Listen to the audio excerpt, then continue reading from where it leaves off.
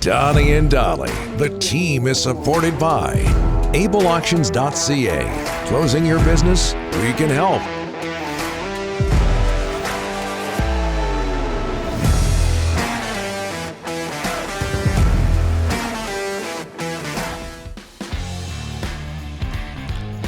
Thanks for the warning there, Ryan. Appreciate that. Today, all of our guests, including Jeff Paterson, are brought to you by the Alberni Power and Marine RPM Group, located at Port Alberni. Alberni Power Marine is one of Vancouver Island's most trusted boat dealerships, the largest Mercury Marine dealership in Canada. Their service team just won for the fourth consecutive year. They're going to get this for a fifth straight year, too. A customer satisfaction index score above the national average. Make your appointment for the 2023 boating season at albernipowermarine.com as we bring in from Sakaris and Price and the Rink Wide podcast, Jeff Paterson. How are you, sir?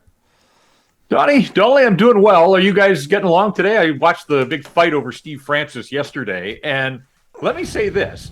I was in the room. I think it was the MCI Center back then in Washington, D.C. Yes. I was at the draft in that room when he uttered the praise about not wanting to go to Vancouver and the rain and the taxes and everything else. And what I find amazing all these years later is that Steve Francis was drafted to Vancouver days after Daniel and Henrik were drafted by the Vancouver Canucks. And here we are, 6 weeks away from Daniel and Henrik skating into the Hockey Hall of Fame. And Steve Francis is slinking back into town this weekend so he can get booed again at the Vancouver International Film Festival.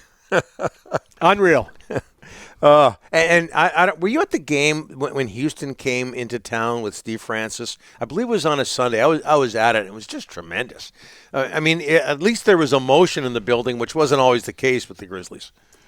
I lived and worked in Kamloops from 93 to 99, so I really, I came back down to Vancouver. Family was still here. I went to the occasional Grizzlies game, but I really had very little to do with covering them except for their final year of existence here in Vancouver. Yeah, I covered them a lot for the 6 seasons when I was working as a reporter at Sports Page, and in a really bizarre way, there was so much negativity. You could tell even some of the players on the road teams didn't want to travel up to Vancouver. Yep. It became kind of fun. Mm-hmm. It was so negative. I don't know why. Not everybody. In fact, the Grizzlies were almost too nice. I think it was part of their problems that some of the road teams would come in. The players were full of guys who didn't want to talk or anything, and the Grizzlies were all pretty, except for Steve Francis, he wasn't on the team. They're nice guys, and maybe that was part of their problem. Hey, Jeff, do you have anything to say about Francesco Aquilini and the situation he's in off the ice away from the Canucks? Well, it's clearly not a good look for him or the organization or for his family, but look, I wasn't in the household. I don't know what went on. And family court, unfortunately, I don't know that anybody comes out a winner. Just a ton of mudslinging. These are allegations, and people have to remember that. And so all I think you can do, and you guys did a pretty good job of it right off the top of the program, and that is you start to connect the dots of all of the stories that have come out about Francesco Aquilini over the years, the family, the way that they've conducted some of their business, treated employees, and those types of things. But as far as this goes, it's before the courts, and let's see ultimately where it goes. He's offered up his strong denial. But I mean, it's salacious, it's juicy. I understand why it's headline-grabbing material, but ultimately the court is going to have to decide where this goes. But I do think, and it's a tough parallel to draw, but at some level, you've seen that at some point, an organization like Hockey Canada has become fairly toxic for its own reasons. I'm not linking those, but to Rick's point about sponsors stepping away, you do wonder at some point if that will be the trickle-down effect. The brand is taking a beating. There's no doubt about it. But ultimately, the best way for this brand to recover and repair is to put a product on the ice that people can get behind that has success. And so here we are at the start of a new season. And, winning is the best tonic, I think, for a lot of things. So let's see if the Vancouver Canucks can do their share of winning once the season begins here in a month's time. Yeah, Canucks host Seattle Thursday. Winning will help things. So will getting healthy. Is it hard, Jeff, given all he's been through, not to feel for Brock Boeser?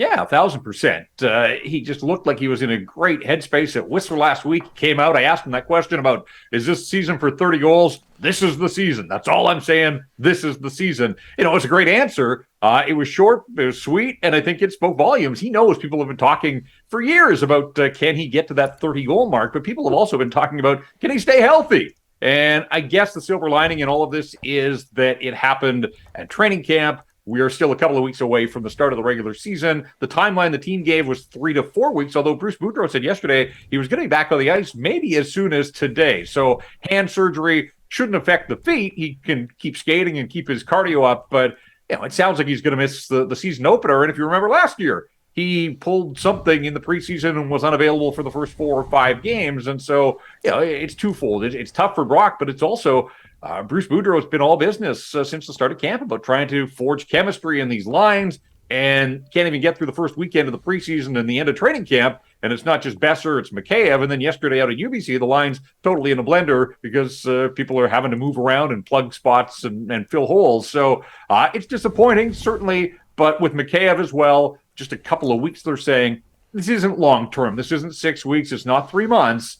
And so hopefully Brock Boeser doesn't miss much action. I'm not ready to rule out the 30-goal season, but it certainly seems like he's starting behind the 8 ball. Jeff, how things change so quickly. Day 1 of training camp, Hoaglander on the 5th line. Yesterday, let's fast forward. He's right there with Paterson and Kuzmenko, and that's why we overreacted on day 1. Hoaglander, he's going to go to Abbotsford, and things happen. Injuries, players go up and down the lineup. But talk about this opportunity for him.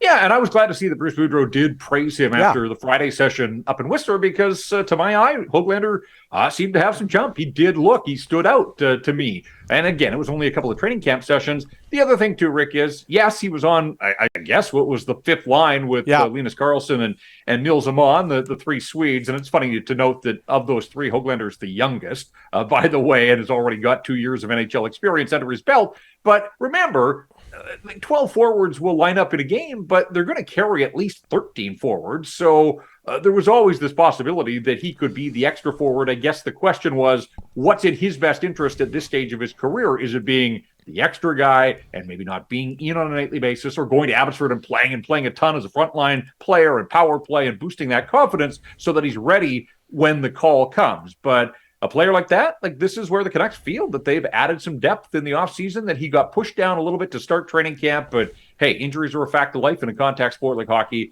And Nils Hoaglander looks ready to jump into a spot there, as you said, alongside Paterson. And they've got Kuzmenko on the other side on that line, at least yesterday. We'll see how they skate again when they practice today. 28 seconds or less, Jeff, your impressions of Jack Rathbone through camp in one preseason game. I love the situation they put him in. They set him up for success the other night, said, here, you run the power play with Paterson, with Kuzmenko.